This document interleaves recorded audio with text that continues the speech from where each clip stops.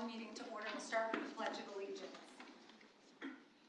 I pledge allegiance to the flag of the United States of America and to the republic for which it stands, one nation, under God, indivisible, with liberty and justice for all.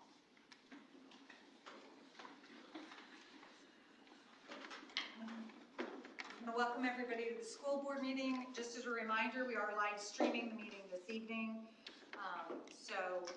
Welcome those who are joining us via the web as well. We'll start the meeting tonight with a motion to accept consent agenda items.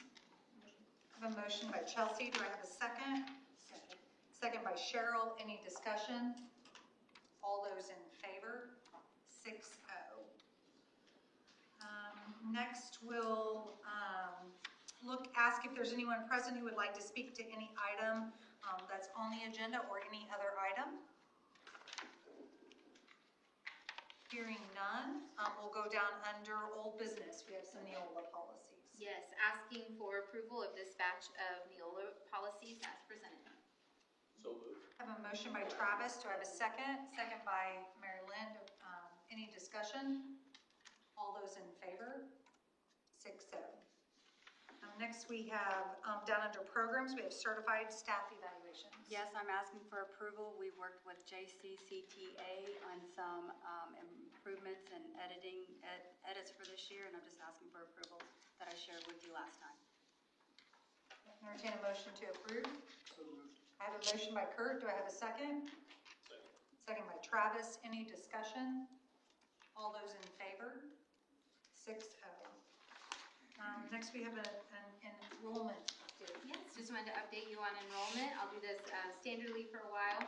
As of last Friday, our enrollment was 3,606 students. That's actually 18 students more than where we ended the year at in May, but it is 103 students less than the beginning of the year, of the school year of 24-25. And in some positive news, I want to share that our kindergarten cohort is actually almost 20 students more than what we had last year in kindergarten. So we're seeing 260 in that group.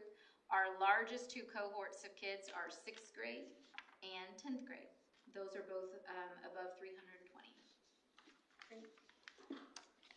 That item wasn't informed. Does anyone have questions for Nikki? Are those numbers that are up 18, or is that pretty much across the board, or we didn't see any outliers on schools as far as?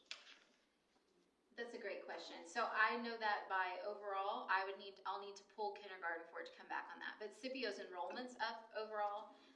High school's holding very steady, and most of the others are holding steady. I think Hayden might be up a couple kids, but kindergarten specifically, let me pull that for you and bring it back. Thanks, Nikki. Next, we'll move down to finance. We have the 2026 JCSC budget. Yes, this is our second version. As it gets it on the screen there.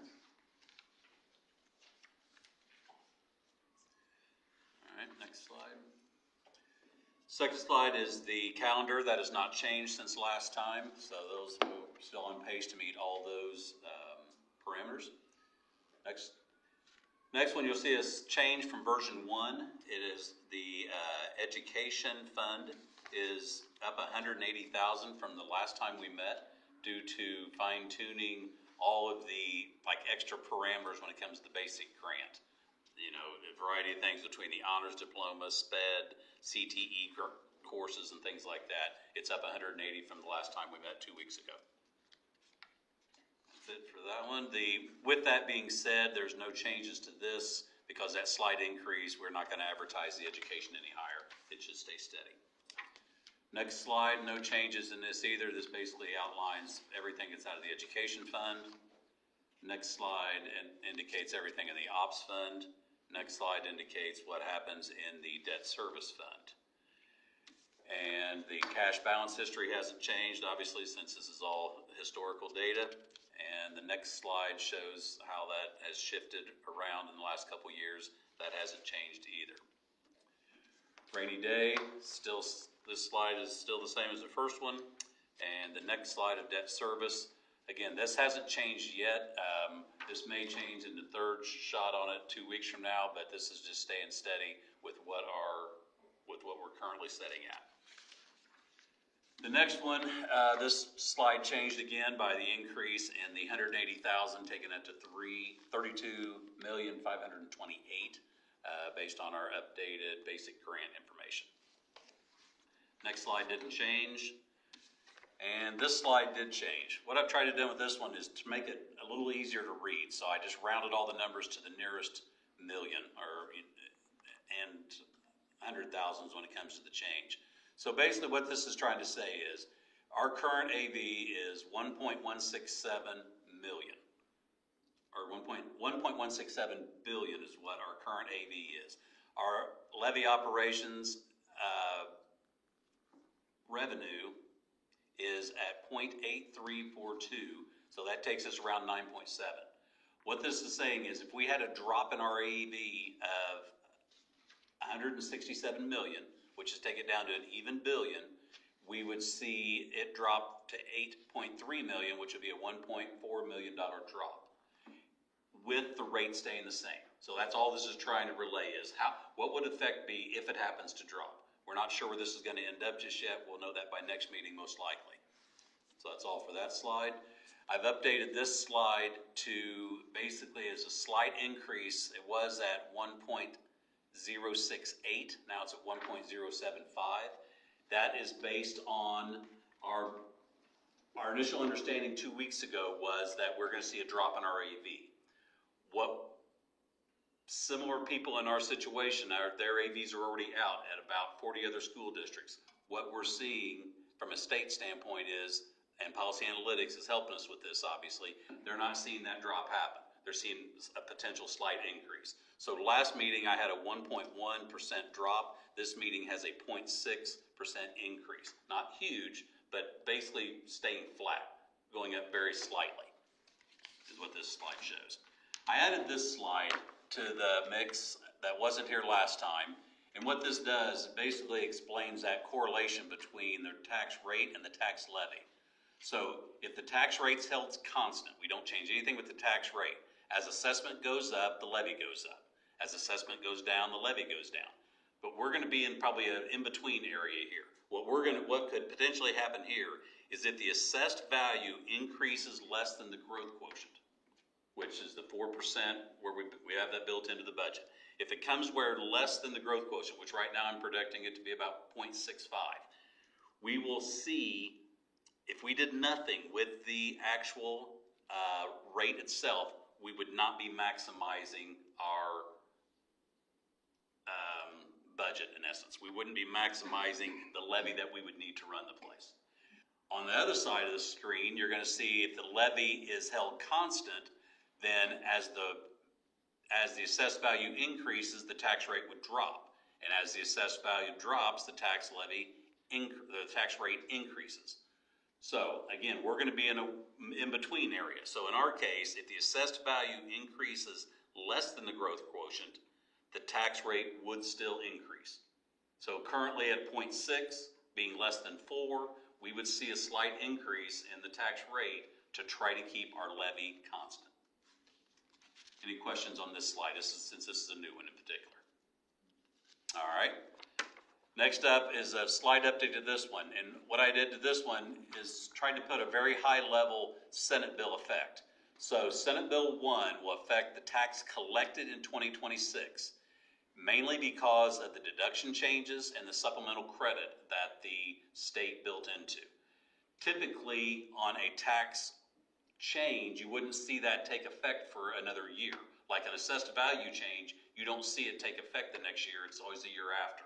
In this case though, because of the Senate bill, there will be amount collected in 2026 will be less currently because of the deduction change and the supplemental credit. I just wanted to bring awareness to that. No change in this slide from last time. The next slide, you're going to see a slight change here. When I brought this to you last time, it was 1.2432. You see it's down to 1.22. This is a reflection of that AV changing from potentially going down 1.1 to now potentially increasing 0.65. But you'll see, even though it went up 0.65, since it's below the growth quotient, that's why you see the slight increase from last year's of 1.18 to 1.22. So a 4-point change there. Next slide didn't change. And the next slide is basically what we're currently set to advertise, and there's no change in that slide either. Any questions on the changes from last week or last meeting to this meeting? All right. With that being said, we'll move on to the capital project plan. Which is capital project plan, the detail, none of the details have changed from the last detail you have. There is a slight change to this one because I had some dates wrong last meeting. So there's the adopted calendar, and it is actually correct this time. And the next slide, there is no change in. Those all just match the detail of what's on our current list. Any questions for the capital project plan? All right, next up is the bus replacement plan. And no change to the second slide, which is the calendar. We're still on pace for that. A slight change on this one. I had the dates wrong last meeting it said 25th through 29th. It's actually 26th through the 30th. And then the last year it showed it going down, or the first year showed it going down, and it's actually 377 for all 5 years. Any questions on the bus replacement plan? So hearing no additional questions, again, under finance, I think you're asking for Yes. permission. I'd like to ask permission to advertise the budget, capital project plan, and the bus replacement plan on September 4th. Basically, so I can get it in the paper on the 5th is what we're trying to do here to stay on the calendar. So I'm asking permission this meeting to advertise the budgets. So we'll entertain a motion. Motion by Travis. Do I have a second? Second by Mary Lynn. Any discussion? All those in favor? 6-0. Next, we'll move down under new business. We have some Neola policies. Another set of Neola for first reading. Please reach out if you have any questions or would like any further details. This item isn't informed, so again, just make sure you review those policies. Under programs, we have a summer meal program. I just wanted to share some good news. This summer, we had a pilot summer meal program. We were able to hand out free meals to students, children. We served 2,387 students through that program. It was very successful. We hope to offer it again in the future. We actually had open enrollment, which meant children from other communities, even other states, could come get the meals if they would like to. That was very successful. We were able to operate it in a fiscally responsible manner, and it was a wonderful resource. And I want to particularly say thanks to Stacy Green for bringing this to our community, and then to Nola Hostetler, Autumn Fishboat, and our food service employees for making it so successful. We actually already had an audit, and they passed that even with flying colors. So across the board, it was just a wonderful program. And as a side note to that, the auditor that came today was just about as excited as Stacy was to be able to do it. They were so glad that Stacy was willing to. And they pulled me aside and basically told me that not everybody does this, even though it's available. And they were just super excited that she was willing to take on that task. Do we have a lot of kids come from other communities, or do we have any way of tracking that? She didn't tell me the numbers. I know, being Stacy, she's very detailed that she did, but she shared some anecdotal stories. One was a family that the kids were in they were with their dad over the summer, and so they lived somewhere else during the year, so they took advantage. Another was a family that was on vacation, and they had mapped the places and across the state that had the sites for while they were traveling to still be able to get that option for their family. So those were two stories she shared, but she did mention there were a handful. Well done. And that equated to about 24,000 meals, since it was 10 That's per. pretty cool. Yeah, it's pretty cool. That's pretty cool. That's newspaper worthy. Okay, I'm just sharing. You pick what you want, but that's newspaper. Annual school improvement plans. This is just to inform, I've shared with you our school improvement plans. School teams got together this summer to review their goals and their plans for this school year. So if you have any questions, please reach out. Great. Again, that is an Inform. Any questions for Carrie? Next, we have an assessment update.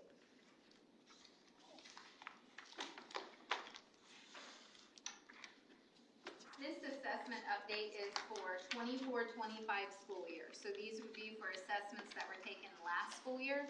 All that data becomes finalized and is released over the summer and in August. So, and this data only reflects K through 8, so we'll share a separate high school presentation another time. And I'll try not to jump in too much, but we are just so proud of our students and our staff for all their hard work.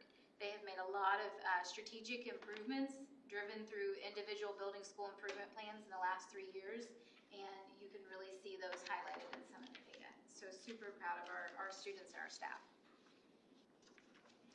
So as a district, we saw ELA, math, science, and biology rates and pass rates increased across the district. We also saw performance in special ed and poverty groups showed growth in ELA and math. Super excited. We had 2 additional schools apply and receive STEM certification, Brush Creek and Scipio. So that brings 4 out of our 6 elementaries so far have received that, with hopes of the other 2 applying this year. And then all 6 of our 6 elementaries exceeded the state literacy IRE average, and we're super, super excited of that. Something I'll mention about those subgroups, if you remember back in the pandemic, they released research that said the groups that would have the biggest impact from COVID would be students in poverty and special education, and then it would have an impact for many years to come. And so the fact that we're seeing those subgroups increase performance and that come back around, that's a lot of effort and a lot of hard work, but that's exciting because it means we're getting past that deficit that was created during COVID. This chart shows the last 3 years of iLearn for the district, ELA, math, science, and we did throw a non-K through 8 biology in there because we're super excited about it. But as you can see, every year the rates have increased, and I'd like to point out, in a 2 years' time, science rates went from 32% to 42%, and biology went from 14 to 54%, so a 40% increase. And just like our iRead scores on the previous score, we've just put a lot of time and effort and professional development into reading and science and STEM, so we do see that paying off. And this chart is just a breakdown for the grade levels. The light green shows increases from the previous year, and the stars show where we are above state average. I would point out we do see 5th and 7th grade as 2 of our grade levels that have a little bit more of a struggle, and we do have some focused intervention, and we've talked about it in principals meetings. It's known that we are attacking those grades to try to help those students. 7th grade particularly, that transition to middle school is always tricky, and something they have put in place going forward. They have teaming, which is a smaller, close-knit experience for students in middle school. They stay with the same group of teachers who work closely with them and track their data and can work closely with parents with a team of teachers. And we are hoping that that will be a supportive transition to middle school, and that will help make a difference. And on this chart, you'll see the breakdown between the schools, ELA and math percent proficient. If you look, Brush Creek, Graham Creek, and Scipio all are above state averages for ELA math proficiency, ELA just by itself, and then math by itself. And then the stars are all the schools who've increased from last year. I don't have those numbers on here, but they represent that each one of those areas have also been an increase from last year's test scores. And then we've touched upon our literacy rate. In 2022, 2023, we were at 77%. And then I'm so happy to say that last year as a district, we were at 91%. So in a 3 years period of time, we were at 14% in our iRead. And the next chart will show each school's. Everyone was above the state average, Our average as a district was 91.7%. And if you take a look at Scipio and Graham Creek, that is the goal for the state was 95%, and those two schools are at 95 or above. But if you take a look, it's amazing the growth in all of our schools, and you can see the percent and change. And I will point out North Vernon, 15% in 1 year is huge. So just a lot of effort and a lot of work by our teachers and our student, a lot of parent support. We're really proud of these numbers and what it means for our kids in the future. What our action steps, we're continuing with our school improvement teams. They meet often, and we really take a look at our data and what steps we can improve. Professional development and mentoring for new and certified staff members. We have monthly meetings for any new staff member, for our new teachers. We still have 2 elementary schools that participate in the literacy cadre. The cool thing about that, though, not all the schools are involved in elementary, but those coaches share resources, and they are part of our PD. And so even though not all of our schools were able to participate, they are all still receiving the benefit of those coaches and what the resources we're able to put into that. Professional development on the science of reading just continued, increased and focused support for our subgroups. That's been so important for us, and we're seeing results for that. UDL and PBIS implementations strong in all the schools. Continued STEM programming and certification. Like I said, we hope 2 more apply this year, and we're working on that. iLearn checkpoint participation, we all participate in that now. So we're super excited about the improvements that we've seen this year and hope just to continue on with them. We will continue to work forward, and we're excited about this, but we're not done. We're going to keep working forward. We will be ending a strategic plan this year, so over the course of the year, we'll be gathering data to start talking about what does that next 3-year cycle look like, and our schools will be giving that data to us so we can look at how do we keep growing, how do we keep moving forward. So it'll be part of that process. Again, that item is an informed. Does anyone have questions for Carrie or Nikki? Hearing none, we have a Power School update. Yeah, so the Indiana Department of Education adopted a new system to manage our IEPs. It's Power School. The program is called Special Programs. It has not been as smooth of a transition as we would like. So some of our special ed teachers are having to upload all of their previous IEPs into the system. So we are helping support some of our special ed teachers by giving them subs and things like that, giving them some time to do that at schools. But we are, it's an ever-changing process. The state is sending out new information. This past weekend, they sent out shell IEPs, so there are IEPs in the system that are putting accommodations in for iLearn checkpoints. So that gives a little bit of breathing room, but we are working to get all of our IEPs in the system. So parents, if you have any notifications or anything about an IEP being created, it is just us putting in the previous IEP, the previously accepted IEP. Just wanted to inform everyone on that. Perfect. And I'm assuming if parents get that notification, they have questions, they can reach out to you? Yes, they can call their child's TOR, their teacher of Okay. record, Okay. their building principal, or myself or Mandy. Great. Thank you.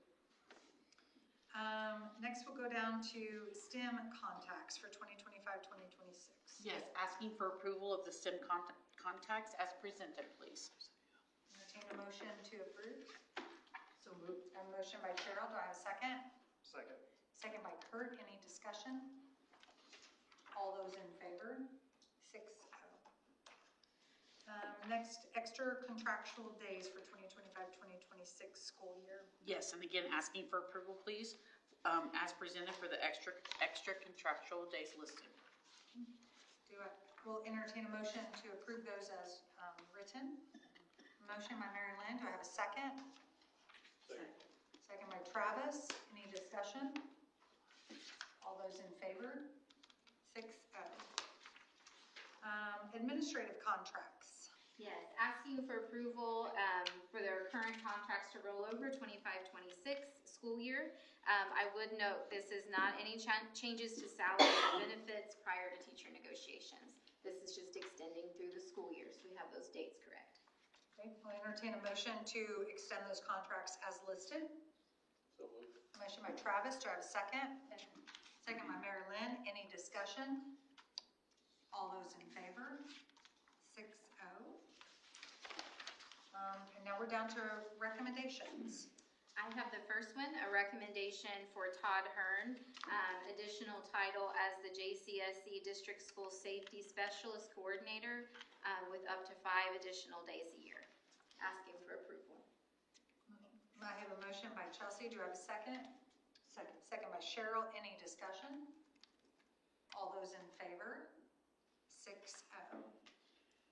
Now we're down to support staff under recommendations. Yes, please. Asking for approval of the following recommendations. Megan Brown as Sink Creek Elementary sped para, Colby Fording as the Jennings County High School main office student intern, Pilar Rivera as a Scipio Elementary custodian, and Bradley Wagner as a Jennings County School Corporation bus aide.